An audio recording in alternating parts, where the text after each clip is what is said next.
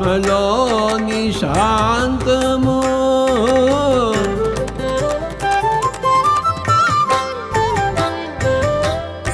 ఆత్మలోని అభయము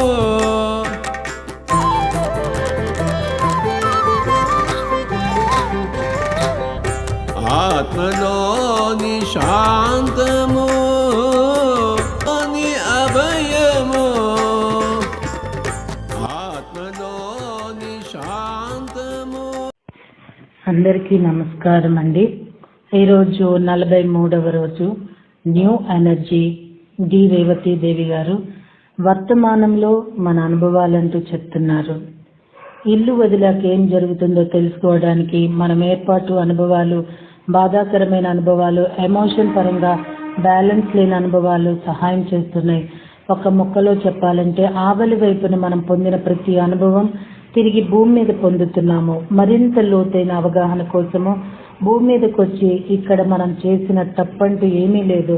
సుదీర్ఘ గతంలో మనం పొందిన అనుభవాలను అర్థం చేసుకోవటం కోసం వాటిని మళ్ళీ ఇక్కడ భూమి మీద పొందుతున్నాం. అందుకు భౌతిక శరీరాలు, భూమి యొక్క ఫిజిక్స్ ఉపయోగపడుతున్నాయి. మనకు ఏదైనా అర్థం కాకపోతే రిప్లై చేసి వింటాము లేదా చూస్తాము. అదే మనం ఇక్కడ చేస్తుంది. ఒకసారి అనుభవించిన వాటిని నెమ్మదించిన ప్రకంపనతో స్లో మోషన్లో తిరిగి అనుభవిస్తూ ద్వంద్వత్వపు ఒక్కో లక్షణం యొక్క వైనాన్ని తెలుసుకుంటున్నాం. రేపటి గురించి ఆలోచించవద్దు. కష్టమే, కానీ చేసి చూడండి, ఎంత హాయో అర్థమవుతుంది. రేపటి గురించి ఆలోచించవద్దంటే ఇవాళటి పనులు మానుకోమని కాదు సుమండి, అన్ని పనులు చేస్తూనే ఉండాలి. అయితే గతంలో లాగా వాటిల్లో మనసు దూర్చకూడదు. పరిస్థితులకు అతీతంగా నిలబడి ఎలాంటి దిగులు లేకుండా భావాతీతంలో, ద్వంద్వాతీతంలో ఉండాలి. అంతేకాదు జీవితంలో టర్నింగ్ పాయింట్ లాంటి ఘట్టాల్లో మాత్రం ఆలోచించి నిర్ణయాలు తీసుకోవాలి.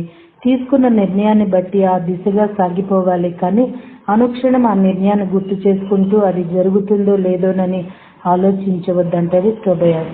దీన్నే నిమిత్తం మాత్రంగా ఉంటూ జరిగేదాన్ని జరగనివ్వమంటారు. మనస్సును విప్పుకొని జరిగిన దాన్ని జరగనివ్వాలి. మనస్సును విప్పటం అంటే ఏది నిజమో దాన్ని అంగీకరించడానికి సిద్ధంగా ఉండటం. ఆ నిజం మనం ఇంతవరకు నమ్మిన వాటికి విరుద్ధంగా ఉన్నా సరే అది నిజమైతే దాన్ని అంగీకరించడానికి సిద్ధంగా ఉండాలి. అయితే 20 ఏళ్ల క్రితమో, 10 ఏళ్ల క్రితమో, లేక 2 ఏళ్ల క్రితమో మనలో ఒక జాగృతి ఏర్పడింది.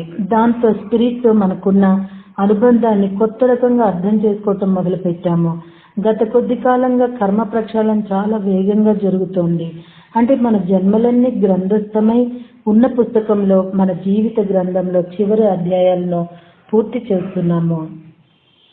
మనం ఇప్పుడు అనుభవాల్లో పొందుతున్నది గత జన్మల తాలూకు విషయాలు కాదు, మన ఒప్పందాలను అయిపోయాయి. అంటే భూమి మీద మనం ఇంతవరకు చేసుకున్న కర్మలన్నీ అనుభవించడం అయిపోయింది. కర్మ తీరిపోయింది. మనకు కలిగే ఉరుముల ఫీలింగు, భయోతత్వాన్ని కలిగించే కళలు, ఇవన్నీ మనలో అప్పటి ఏర్పాటు తాలూకు అనుభవాల జ్ఞాపకాలు. సో మాస్టర్స్, కళల గురించి మనకు చాలా డౌట్ ఉంటూ ఉంటుంది. ఈ భయంకరమైన కళ ఎందుకు వచ్చింది, ఇలా చచ్చిపోయిన వాళ్ళు ఎందుకు కళలోకి వచ్చారు అంటే ఆల్రెడీ మనము ఈ భయోపేతమైన కళలు కూడా ఫీడ్ చేసుకుంటాం అన్నమాట.